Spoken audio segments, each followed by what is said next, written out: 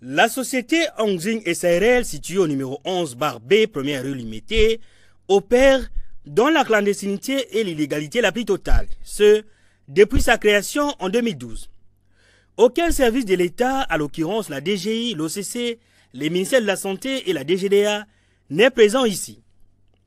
Et pourtant, la société génère des recettes considérables. Les douaniers de la direction provinciale Kiniville, dans le cadre des enquêtes de routine à la recherche des produits d'accise, ont découvert ici une usine moderne de fabrication de l'eau minérale et le jus. La direction provinciale Kinshasa-Ville a proposé à l'entreprise des pistes et solutions pour se conformer à la loi et payer les droits de l'État. Après maintes tergiversations, l'avocat de l'entreprise écrit au DG des douanes pour l'informer de leur disponibilité pour se conformer à la loi. Le numéro 1 des douanes congolaises avait d'ailleurs instruit ses services pour travailler avec le groupe Hongxing. C'est ainsi que le directeur provincial Kiniville avait résolu de déployer les douaniers pour surveiller la production de la société. Les permanents de la DGDA ont été chassés quelques heures seulement, comme des malfrats par des Chinois qui sont gardés 24 heures sur 24 par des unités combattantes prêtes à tirer. Chaque fois que les douaniers descendaient sur place, c'est la bagarre qui éclatait avec les Chinois. Après une année de rappel à l'ordre, ces Chinois n'ont pas voulu obtempérer aux recommandations de la douane. Non, il n'y a pas question de causer avec patron. Ici, Congo, pas Chine. Oui, attention. Oui, Congolais, là en Chine, pas faire ça. Respectez l'État chinois. Ici, Congo, pas Chine, attention.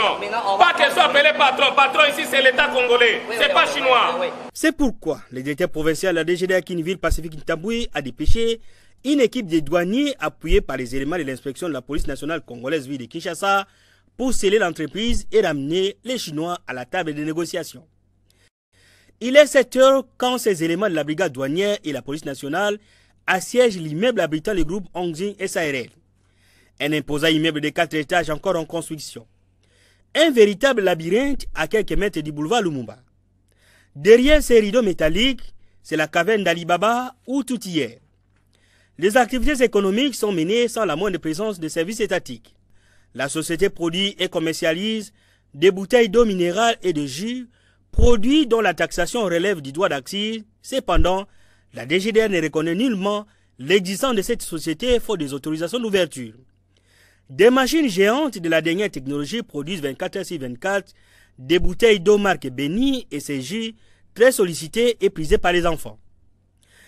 Des produits sortis fraîchement d'usine sont directement congelés ici au premier étage de l'immeuble où les températures moyennes vont jusqu'à moins 15 degrés. Au deuxième étage, ce sont ces machines qui auraient peut-être bénéficié des exonérations avant leur entrée sur le sol congolais. C'est ici aussi que sont fabriquées des bouteilles et des emballages en plastique. Et pourtant, leur importation, fabrication et commercialisation sont interdites sur le sol congolais par les décrets du Premier ministre du 30 décembre 2017. Au troisième étage, c'est une autre activité, la fabrication, les conditionnements et la vente des produits pharmaceutiques. Des sérums glucosés, voire des antibiotiques, sont fabriqués ici. Des cartons de produits parfois périmés depuis 2010, pour lesquels les malais des Chinois changent seulement l'emballage, sont déposés à même les sols, dans un local pollué prêt à être embarqué dans ces camions pour leur distribution, dans les hôpitaux chinois, voire même dans les pharmacies privées de la capitale et de l'arrière-pays. Au quatrième étage, c'est un véritable capharnaüm où des objets de tout genre, parfois insensés, sont stockés. Des produits qui portent des étiquettes de diversion. Dans les bâtiments de derrière, réservés à la résidence des Chinois, c'est les dépôts de matières premières pour le mélange de jus, de l'eau minérale et pour la fabrication de produits pharmaceutiques. Des matières premières périmées non conformes et non contrôlées par l'OCC ou par les services du ministère de la Santé. Un endroit insalubre produisant une odeur nauséabonde, difficile à respirer même pour quelques secondes seulement. Les maîtres du lieu, ce sont ces Chinois. Ils sortent les uns après les autres. Les plus récalcitrants sont maîtrisés pour des raisons d'enquête.